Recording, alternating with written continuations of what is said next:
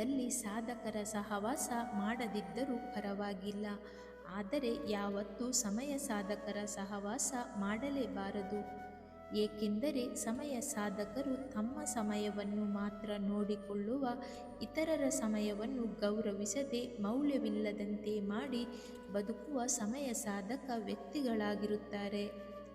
ನಮ್ಮ ಜೊತೆಗೆ ಇದ್ದು ನಮ್ಮಿಂದ ಉಪಯೋಗವನ್ನು ಪಡೆದುಕೊಂಡು ತಮ್ಮ ಕೆಲಸ ಮುಗಿದ ಮೇಲೆ ನಮ್ಮನ್ನು ಮರೆಯುವ ವ್ಯಕ್ತಿತ್ವವನ್ನು ಹೊಂದಿರುವವರೇ ಸಮಯ ಸಾಧಕರು. ಇವರು ಗೆಳೆತನ, ಕುಟುಂಬ, ಕೆಲಸ ಎಲ್ಲವನ್ನು ಫಲ ಮತ್ತು ಉಪಯೋಗದ ಆಧಾರದಲ್ಲಿ ತೂಗುತ್ತಾರೆ. ಇವರ ಜೊತೆ ಇರುವವರು ಒತ್ತಡಕ್ಕೆ ಒಳಗಾಗುತ್ತಾರೆ, ತಮ್ಮ ಮೌಲ್ಯವನ್ನು ಕಳೆದುಕೊಳ್ಳುತ್ತಾರೆ, ಸಂಬಂಧಗಳು ಯಂತ್ರದಂತೆ ಆಗುತ್ತವೆ. ಅವರಿಗೆ ಕೃತಜ್ಞತೆ ಎನ್ನುವುದು ಇರುವುದಿಲ್ಲ. ಮೇಲೆ ಏರಲು ಏಣಿಯ ಅವಶ್ಯಕತೆ ಇದೆ. ಏಣಿ ಹತ್ತಿಯಾದ ಮೇಲೆ ಏಣಿಗೂ ನಮಗೂ ಸಂಬಂಧವೇ ಇಲ್ಲ ಅನ್ನುವ ಮನಸ್ಥಿತಿ ಸಮಯ ಸಾಧಕರದು ಆಗಿರುತ್ತದೆ. ಅವರು ತಮ್ಮ ಲಾಭವನ್ನು ಮಾತ್ರ ನೋಡಿಕೊಳ್ಳುತ್ತಾರೆ ವಿನಃ ಅವರಿಗೆ ಸಹಾಯ ಮಾಡಿದವರ ಮೇಲೆ ಪ್ರೀತಿ, ಕರುಣೆ ಇರುವುದಿಲ್ಲ. ಯಾವತ್ತೂ ಕಾಯುತ್ತಾ ಯೋಚಿಸುತ್ತಾ ಕಾಲ ಕಳೆಯಬೇಡಿ. ಯಾಕೆಂದರೆ ಬದುಕು ಯೋಚನೆಗಿಂತಲೂ ವೇಗವಾಗಿ ಸಾಗುತ್ತಿರುತ್ತದೆ. ಸಮಯ ಸಾಧಕರು ನಾವು ಉತ್ತಮ ಸ್ಥಿತಿಯಲ್ಲಿದ್ದಾಗ ನಮ್ಮೊಂದಿಗೆ ತಮ್ಮನ್ನು ಗುರುತಿಸಿಕೊಂಡು ಸ್ನೇಹಿತರಾಗುತ್ತಾರೆ. ಆದರೆ ನಮಗೆ ಕಷ್ಟದ ಸಮಯ ಬಂದಾಗ ಅವರು ಪರಿಚಯ ಇಲ್ಲದಂತೆ ವರ್ತಿಸುತ್ತಾರೆ. ಕೆಲವರಿಗೆ ಬೇರೆಯವರ ಕಾಲು ಎಳೆಯೋದೇ ಕೆಲಸ, ಅದನ್ನೇ ಸಾಧನೆ ಅಂದುಕೊಂಡು ಬದುಕುತ್ತಾರೆ. ಆದರೆ ಅವರಿಗೆ ಗೊತ್ತೇ ಇರುವುದಿಲ್ಲ, ಬೇರೆಯವರಿಗೆ ಕೇಡು ಬಯಸಿ ಉದ್ಧಾರ ಆದೋರು ಚರಿತ್ರೆಯಲ್ಲೇ ಇಲ್ಲ. ಬದುಕಿನಲ್ಲಿ ಏನನ್ನಾದರೂ ಸಾಧಿಸಲು ಹೊರಟವರಿಗೆ ದಾರಿಗಳು ಗೋಚರಿಸುತ್ತವೆ.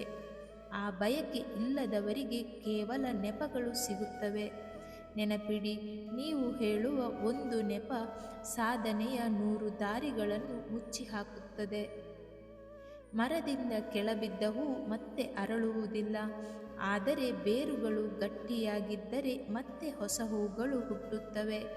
ಹಾಗೆಯೇ ನಮ್ಮ ಜೀವನದಲ್ಲಿ ಈವರೆಗೆ ಏನನ್ನು ಕಳೆದುಕೊಂಡಿದ್ದೇವೆ ಎಂಬುದಕ್ಕಿಂತ ಇನ್ನು ಜೀವನದಲ್ಲಿ ಮುಂದೆ ಎಷ್ಟೊಂದು ಬೆಳೆಯಬೇಕಿದೆ ಎಂಬುದು ಮುಖ್ಯ. ಸಾಧನೆಯ ಹಾದಿಯಲ್ಲಿ ಸೋಲುಗಳೆಂದರೆ ಊಟದಲ್ಲಿ ಸಿಗುವ ಕಲ್ಲಿನ ಹಾಗೆ. ತೆಗೆದಿಟ್ಟು ಊಟ ಮಾಡಬೇಕೇ ಹೊರತು ಊಟವನ್ನೇ ಬಿಸಾಕಬಾರದು. ಸಾಧಕರು ಯಾವತ್ತೂ ತಮ್ಮ ಬಗ್ಗೆ ತಾವೇ ಪರಿಚಯ ಮಾಡಿಕೊಳ್ಳುವುದಿಲ್ಲ. ಬದಲಾಗಿ ಸಾಧನೆ ಮಾಡುವುದರ ಮೂಲಕ ಅವರ ಸಾಧನೆಯೇ ಅವರನ್ನು ಎಲ್ಲರಿಗೂ ಪರಿಚಯಿಸುವ ಹಾಗೆ ಜ್ವಾಲಾಮುಖಿಯಾಗಿ ಹೊರಹೊಮ್ಮುತ್ತಾರೆ. ಯಾವ ವ್ಯಕ್ತಿ ತನ್ನ ತಪ್ಪನ್ನು ತಿದ್ದಿಕೊಳ್ಳಲು ತಾನಾಗಿಯೇ ಹೋರಾಟ ಮಾಡುತ್ತಾನೋ ಅವನನ್ನು ಸೋಲಿಸಲು ಯಾರಿಂದಲೂ ಸಾಧ್ಯವಿಲ್ಲ. ನಮ್ಮ ಜೀವನದಲ್ಲಿ ನಾವು ಅನೇಕ ವ್ಯಕ್ತಿತ್ವವುಳ್ಳ ಜನರನ್ನು ನೋಡುತ್ತೇವೆ. ಕೆಲವರು ನಮ್ಮನ್ನು ಪ್ರೀತಿಸುತ್ತಾರೆ, ಕೆಲವರು ತಟಸ್ಥರಾಗಿರುತ್ತಾರೆ, ಕೆಲವರು ದ್ವೇಷಿಸುತ್ತಾರೆ, ಇನ್ನು ಕೆಲವರು ನಮ್ಮೊಡನೆ ಒಳ್ಳೆಯ ಒಡನಾಟ ಇಟ್ಟುಕೊಂಡು ತಮಗೆ ನಮ್ಮಿಂದ ಏನು ಉಪಯೋಗವಿದೆ ಎಂದು ತಿಳಿದು ಅದಕ್ಕೆ ನಮ್ಮನ್ನು ಬಳಸಿಕೊಂಡು ಹೋಗುತ್ತಾರೆ.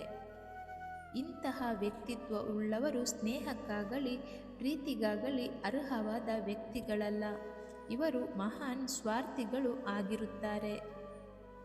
ಈ ಸಮಯ ಸಾಧಕರು ಜೇಡರ ಹುಳವಿದ್ದಂತೆ. ಈ ಜೇಡರ ಹುಳು ಸ್ವಲ್ಪ ಜಾಗ ಸಿಕ್ಕರೂ ಸಾಕು, ಅಲ್ಲೇ ತನ್ನ ಬಲೆಯನ್ನು ಹೆಣೆದುಕೊಳ್ಳುತ್ತದೆ. ಹಾಗೆಯೇ ಇವರು ಸಮಯಕ್ಕೆ ತಕ್ಕಂತೆ ಸಮಜಾಯಿಸಿ ಕೊಡುತ್ತಾ ಬಹಳ ಸಂಭಾವಿತರಂತೆ ವರ್ತಿಸುತ್ತಾರೆ. ಇಂಥವರು ತಮ್ಮ ಆಸೆ, ಕನಸು, ಇಷ್ಟಾರ್ಥಗಳಿಗೆ ಮಾತ್ರ ಬೆಲೆ ಕೊಡುತ್ತಾರೆ. ಬೇರೆಯವರ ಭಾವನೆ, ಪ್ರೀತಿ, ಸ್ನೇಹ, ಔದಾರ್ಯ ಯಾವುದಕ್ಕೆ ಆಗಲಿ ಗೌರವವನ್ನು ನೀಡುವುದಿಲ್ಲ.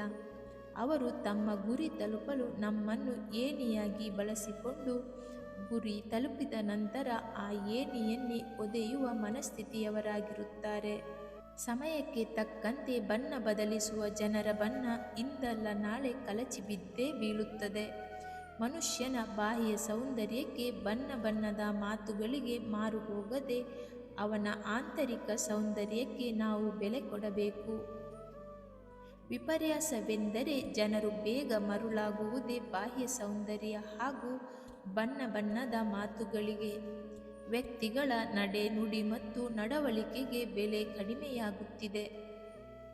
ವ್ಯಕ್ತಿಗೆ ಬೆಲೆ ಕೊಡುವ ಬದಲು ಮನುಷ್ಯನ ಒಳ್ಳೆಯ ವ್ಯಕ್ತಿತ್ವಕ್ಕೆ ಹೆಚ್ಚು ಬೆಲೆ ಕೊಡಬೇಕು.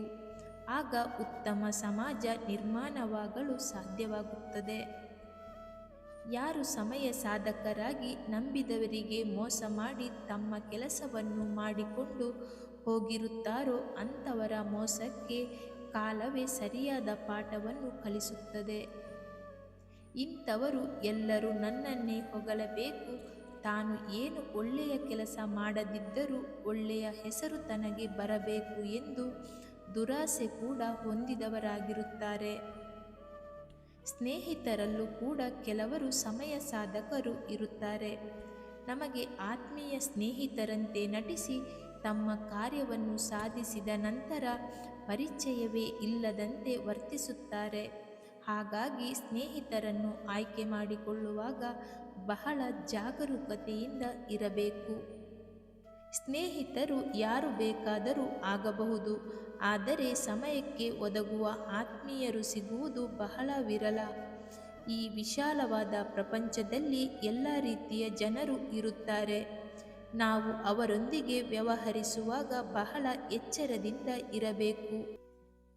ಸಮಯ ಸಾಧಕರು ಎಂದು ಗೊತ್ತಾದ ಮೇಲೆ ಅವರನ್ನು ರಂಜಿಸದೆ ಅವರಿಂದ ದೂರವಿದ್ದರೆ ಅವರು ತಮ್ಮಿಂದ ತಾನೇ ಸರಿ ಹೋಗಬಹುದು ಹಾಗೂ ಅವರಿಂದ ನಾವು ಮೋಸ ಹೋಗಿ ವ್ಯಥೆಗೆ ಒಳಗಾಗುವುದನ್ನು ತಪ್ಪಿಸಬಹುದು.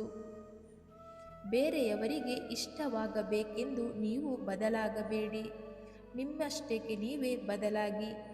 ಜೀವನವನ್ನು ನೀವು ಅಂದುಕೊಂಡಂತೆ ಬದುಕಿ, ಬೇರೆಯವರು ಊಹಿಸಿದಂತಲ್ಲ. ಫಲಕ್ಕೆ ಅಂಟಿಕೊಂಡ ಮನಸ್ಸು ದುಃಖವನ್ನು ಮಾತ್ರ ಕೊಡುತ್ತದೆ. ಈ ವಿಡಿಯೋ ಇಷ್ಟವಾದಲ್ಲಿ ಇನ್ನಷ್ಟು ವಿಡಿಯೋಗಳಿಗಾಗಿ ಚಾನಲನ್ನು ತಪ್ಪದೇ ಸಬ್ಸ್ಕ್ರೈಬ್ ಮಾಡಿ ಮತ್ತು ಲೈಕ್ ಮಾಡಿ. ಶ್ರೀಕೃಷ್ಣ ಒಂದೇ ಜಗದ್ಗುರು. ಎಲ್ಲರಿಗೂ ಒಳ್ಳೆಯದಾಗಲಿ. ಶುಭ ದಿನ.